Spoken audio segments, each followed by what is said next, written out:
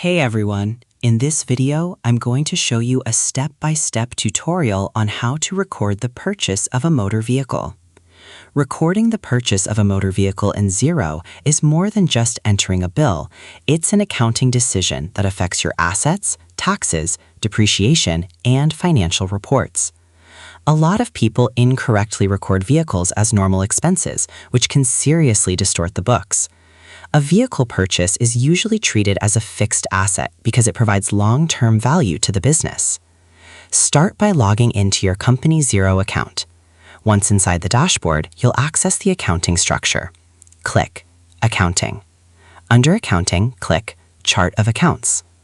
What the Chart of Accounts does. The Chart of Accounts organizes all categories used in your bookkeeping, including assets, liabilities, revenue, expenses, equity. Every financial transaction eventually gets categorized through this structure. Click Add Account. Why this step matters. You're now creating a dedicated account specifically for motor vehicle purchases. This helps track asset value, separate vehicles from normal expenses, improve reporting accuracy. For the account type, select Fixed Asset. Why fixed asset is correct.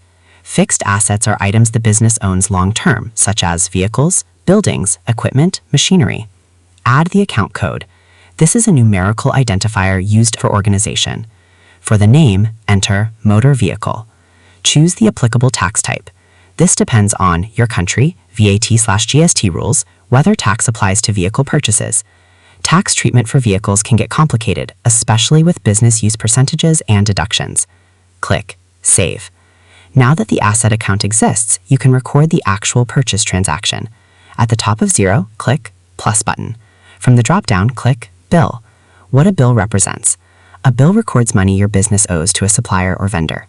In this case, the vehicle dealership, the seller, the financing provider. On the bill page, enter all relevant details. This usually includes supplier vendor name, bill date, due date, reference number, description of vehicle, quantity, unit price, tax amount, total cost. Once everything is correct, click Approve.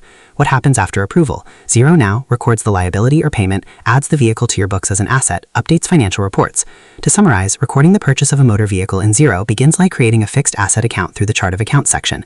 This involves selecting the account type as fixed asset and entering details such as the code, name, description, and tax type before saving the account.